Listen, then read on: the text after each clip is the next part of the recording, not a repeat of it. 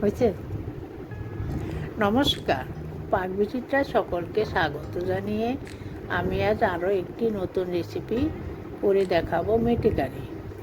তার জন্য এখানে আমি 600 গ্রাম মেটে নিয়েছি। মেটে আমি ভালো করে ধুয়ে নিয়েছি। এখন আমি কেটে নেব। দেখুন, আমি 2 টুকরো করে কেটে নিয়েছি। এখন আমি আলু সিদ্ধ করে নেব। তার জন্য একটি ননস্টিক প্যান, পরিমাণ মতো জল নিয়ে গরম করে নিয়েছি। একটা বড় সাদা আলু ছোট টুকরো করে নিয়েছি। 4 চামচের হাফ চামচ নুন, 4 চামচের হাফ চামচ হলুদ গুঁড়ো দিয়ে 2 থেকে 3 মিনিট সিদ্ধ করে নেব। দেখুন, আমার আলু সিদ্ধ হয়ে গেছে। এখন নামিয়ে নেব। আলু ভাজার জন্য গ্যাসে একটি ননস্টিক প্যান বসিয়ে পরিমাণ মতো সাদা তেল দিয়ে গরম করে নিয়েছি। এখন আলু দিয়ে দিচ্ছি। গ্যাস মিডিয়ামে রেখে আলু ভেজে নেব। দেখুন, আমার আলু ভাজা হয়ে গেছে, তুলে নিচ্ছি। এখন মেটে কারি রান্না করার জন্য আলু ভাজার তেলে 3 থেকে 4 টেবিল চামচ সাদা তেল অ্যাড করে নিয়েছি। এখন ফোড়নে দিয়ে দিচ্ছি 3টি ছোট এলাচ। এলাচের মুখ আমি ফাটিয়ে নিয়েছি। আর দিচ্ছি 1 টুকরো দারুচিনি, একটা তেজপাতা। ফোড়ন আমি ভেজে নেব 5 থেকে 6 সেকেন্ড।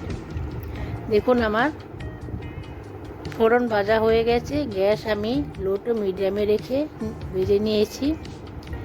এখন অ্যাড করে দিচ্ছি একটি বড় পেঁয়াজ কুচি। পেঁয়াজ কুচি আমি গ্যাস মিডিয়ামে রেখে হালকা লাল করে ভেজে নেব। দেখুন, আমার পেঁয়াজ ভাজা হয়ে গেছে।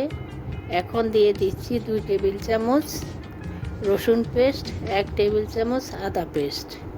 আদা রসুনটাও আমি পেঁয়াজের সঙ্গে কষিয়ে নেব 2 মিনিট, গ্যাস লোতে রেখে। দেখুন, আমার 2 মিনিট হয়ে গেছে।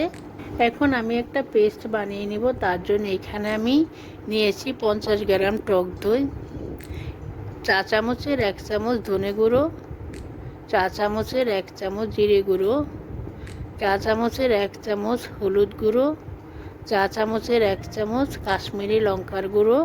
এটা কালারের জন্য সম্পূর্ণ অপশনাল, আপনারা চাইলে দিতেও পারেন আবার নাও পারেন।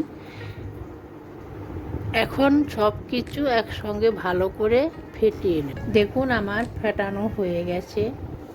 এখন মেটের সঙ্গে ভালো করে মাখিয়ে নেব। দেখুন, আমার মাখানো হয়ে গেছে। এখন আমি মাখানো মেটে দিয়ে দেব। একটু নাড়িয়ে দিচ্ছি। এখন ঢাকা দিয়ে দেব 10 মিনিটের জন্য। গ্যাস লোতে করে, যাতে করে মেটে সিদ্ধ হয়ে যায়। মাঝে মাঝে হালকা হাতে নাড়িয়ে দিতে হবে। দেখুন, আমার 10 মিনিট হয়ে গেছে, মেটেগুলো সিদ্ধ হয়ে গেছে। এখন আমি আরও 10 থেকে 15 মিনিট কষিয়ে নিব, অনবরত নেড়ে চেড়ে, যাতে তলায় লেগে না যায়। নুন দিয়ে দিচ্ছি 4 চামচের 1 চামচ। এ সময় গ্যাস আমি লোতে রেখেছি। গ্যাস লোতে রেখে আমি ভালো করে কষিয়ে নেব। দেখুন, আমার কষানো হয়ে গেছে। দেখুন, উপরে তেল ভেসে উঠেছে। এখন আমি আগে থেকে ভেজে রাখা আলুটা দিয়ে দিচ্ছি। আলুটা দিয়েও আমি 1 থেকে 1.5 মিনিট কষিয়ে নিব। দেখুন, আমার কষানোটা হয়ে গেছে। কত সুন্দর হয়েছে দেখতে, কতটা লোভনীয় হয়েছে। এখন আমি গ্রেভি করার জন্য পরিমাণ মতো হালকা কুসুম গরম জল দিয়ে দিচ্ছি। দিয়ে 5 থেকে 6 মিনিট রান্না করে নেব। দেখুন, আমার আলু ও মেটে দুটোই নরম হয়ে গেছে।